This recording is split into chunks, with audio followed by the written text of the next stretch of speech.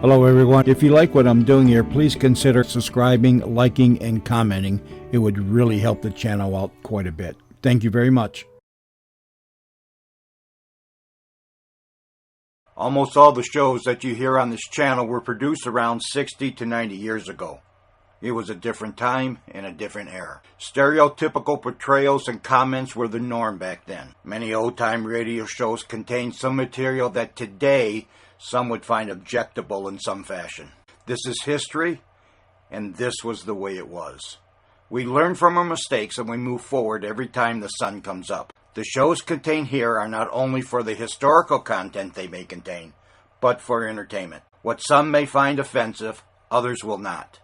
If you find you are easily triggered by stereotypical portrayals or comments, I suggest you immediately stop listening, unsubscribe, and find other avenues of entertainment. Unless the platforms that I have these shows uploaded to mandate they be removed, they will stay. Please enjoy the following show.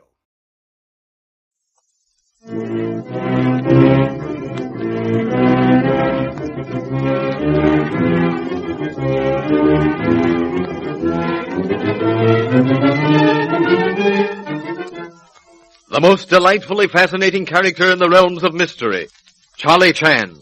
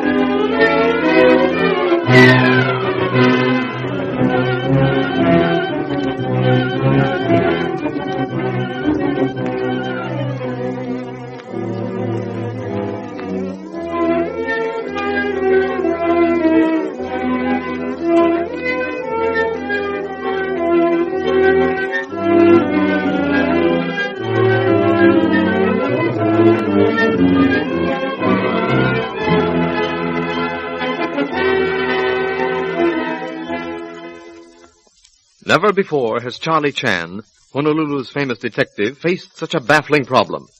At Pine View, Ellen Landini and Dr. Swan are both murdered, and evidently murdered by the same person. But as to who that person can be, not a clue.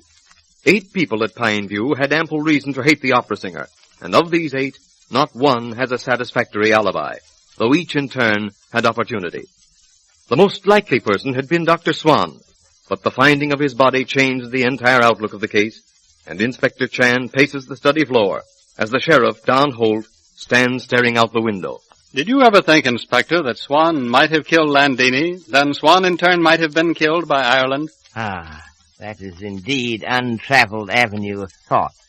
Your reasons, Sheriff? Not mine alone, Inspector. Leslie's. So be it. No man ever yet lost anything by redistribution of credits awarded him. Well, it was no secret that Ireland hated Swan. Now, Swan was blackmailing Landini because he had found out about Landini and Ward's son. Isn't it possible that Landini had tired of paying Swan, and in order to remove his power over, she decided to tell Ward? So far, your reasoning is perfectly sound.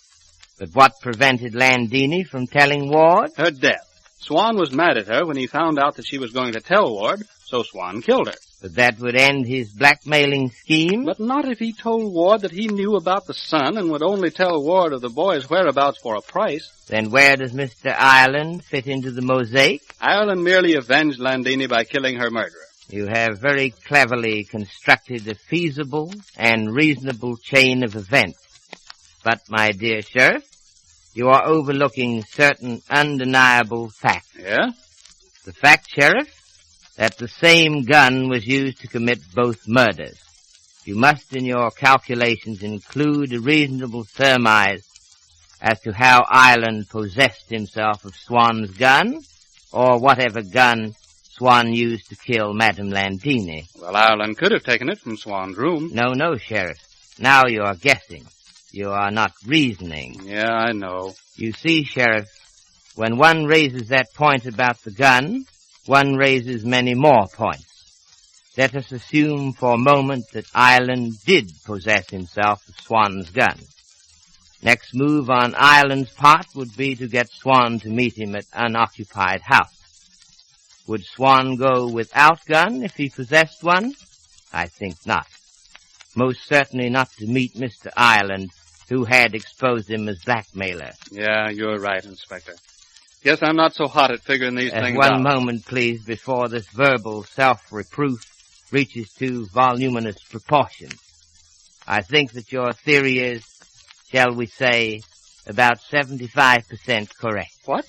You really mean that, Inspector? But yes, my young friend, I am not given to saying such things merely for pleasure of distributing useless praise. Then what part is right and what is wrong? Alas, Sheriff, that I cannot answer. But I will say this to you. Your theory as to why murder was committed is most probably correct. And that is the longest stride yet made in the series of deductions.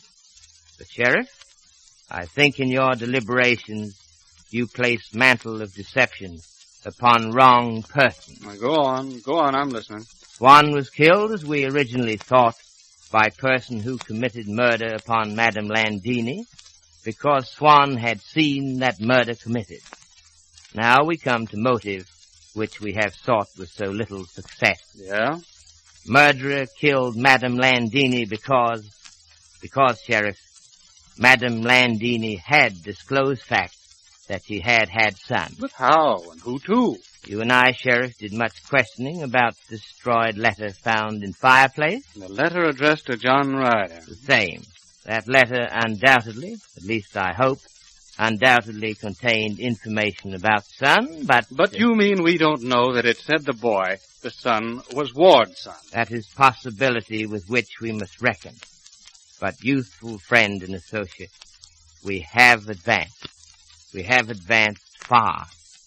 Well has it been said, when mud in disturbed waters settles at bottom of pool, clear water will result, and object of search will be discernible to searchers. Come in. Oh, no, look at here, Mr. Chan. Here.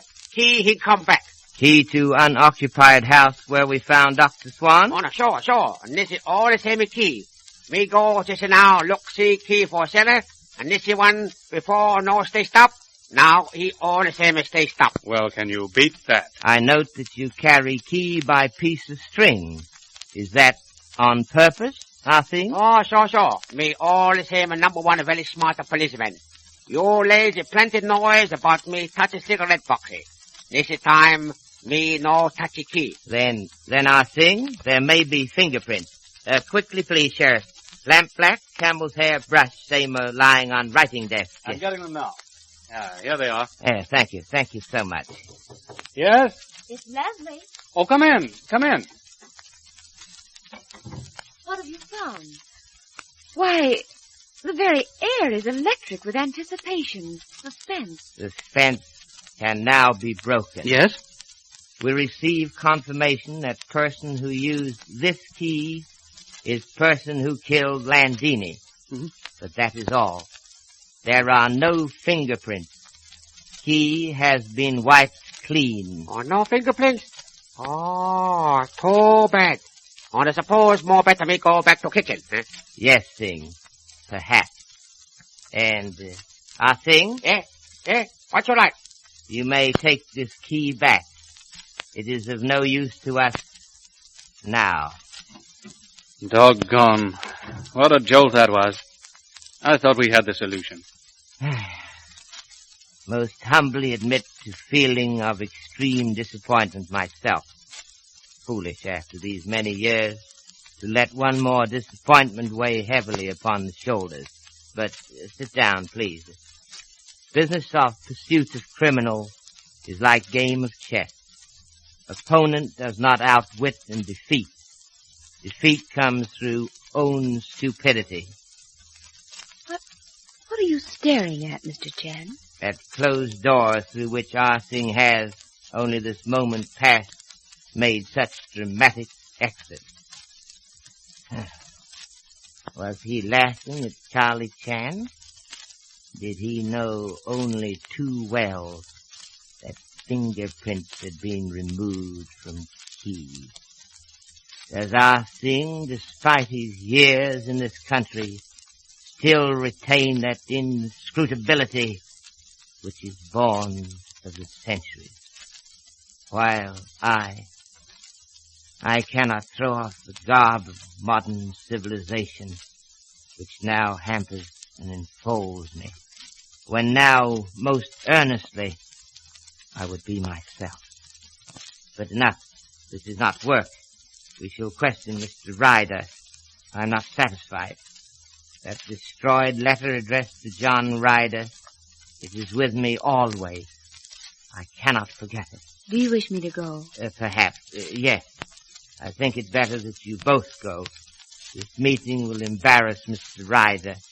It concerns his honeymoon. It would not be fair, I think, to question him before you. Come on then, Leslie. We'll take a walk. All right. I want to do a little investigating around the garage. Ah, Mr. Ryder's in his room.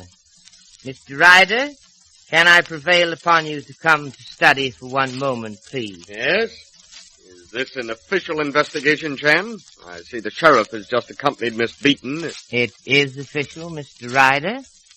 Alas, he who acts for the Emperor is the Emperor.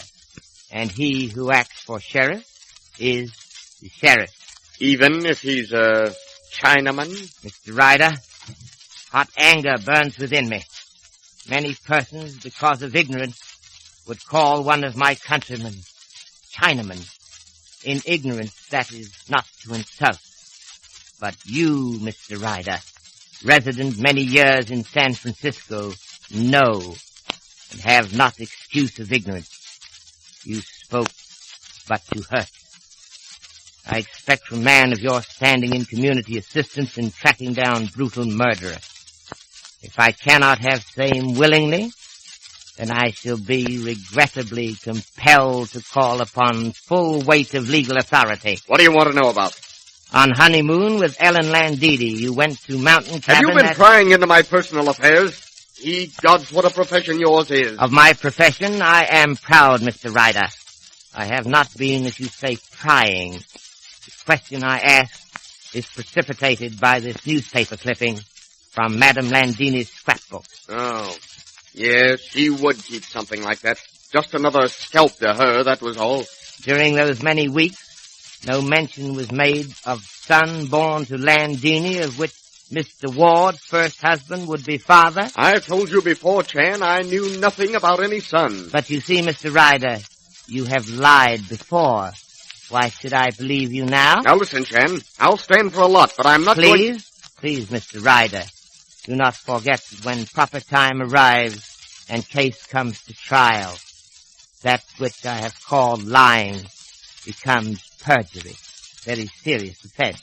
Seeing that you know so much, then, about which particular thing am I lying? Mr. Ryder, I have reason to believe that. Yes? That you think you know who is murderer of Madame Landini. Will Charlie Chan's blunt accusation force the taciturn Ryder to admit something he has withheld? And what of Ah Sing? Did he know more of that key than he disclosed? After you've heard from your sponsor, Inspector Chan will be with us again.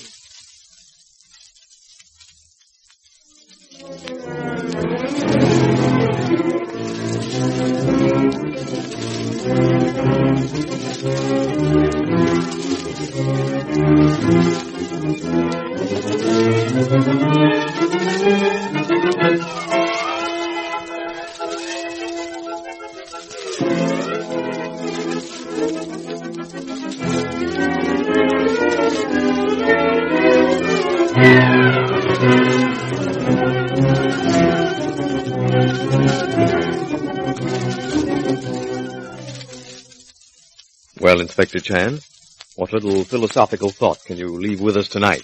Persons are eternally asking, what is most precious thing in the world? Many years ago, famous Mandarin was asked same. He replied, family reputation for integrity, which is benevolent shadow under which descendants live, is most precious family possession, for same requires loyalty, truthfulness, and strict adherence to the highest ideals. Thank you, Mr. Chan. Thank you, Mr. Wilson. It is gratifying privilege.